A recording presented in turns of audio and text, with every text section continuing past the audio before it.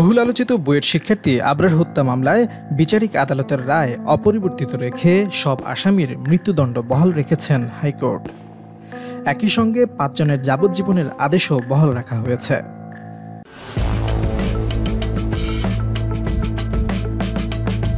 রোববার বিচারপতি এ কে মাসাদুজ্জামান ও বিচারপতি সৈয়দ এনায়েত হোসেনের হাইকোর্ট বেঞ্চ এই রায় ঘোষণা করেন।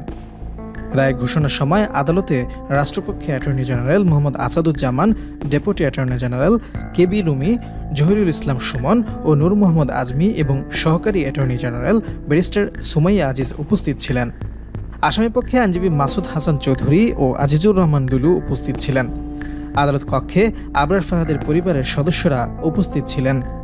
এর আগে আজ বেলা ১১টায় এই মামলায় মৃত্যুদণ্ডপ্রাপ্ত আসামিদের আপিল ও ডেথ রেফারেন্সের রায় ঘোষণা শুরু হয়। জ্যেষ্ঠ বিচারপতি এ কে এম আসাদুজ্জামান রায় পাঠ করে শোনান।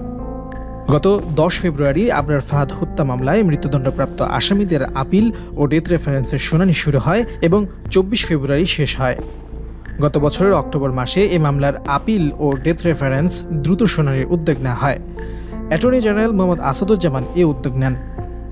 ২০২২ সালের ৬ জানুয়ারি এই মামলায় ২০ জনের মৃত্যুদণ্ডের অনুমোদনের জন্য ডেথ রেফারেন্স ও মামলার নথি হাইকোর্টে আসে।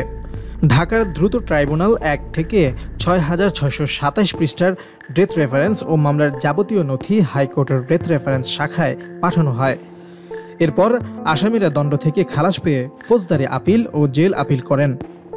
২০২১ সালের ৮ ডিসেম্বর ঢাকার দ্রুত বিচার ট্রাইব্যুনাল ১-এর বিচারক আবু জাফর মোহাম্মদ কামরুজ্জামানের আদালত আবরার ফাহাদ হত্যা মামলায় ২০ জনকে মৃত্যুদণ্ড এবং ৫ জনকে যাবজ্জীবন কারাদণ্ডের আদেশ দেন। প্রসঙ্গত ২০১৯ সালের ৬ অক্টোবর রাতে বুয়েটের শেরেবাংলা হলে আবরার ফাহাদকে পিটিয়ে হত্যা করা হয়। এই ঘটনায় ১৯ জনকে আসামি করে পরদিন ৭ অক্টোবর চকবাজার থানায় হত্যা মামলা করেন আবরারের বাবা বরকতুল্লাহ। মাত্র ৩৭ দিনে তদন্ত শেষ করে একই বছরের ১৩ নভেম্বর চার্জশিট দাখিল করেন মামলার তদন্ত কর্মকর্তা গোয়েন্দা পুলিশের পরিদর্শক মোহাম্মদ ওয়াহিদুজ্জামান।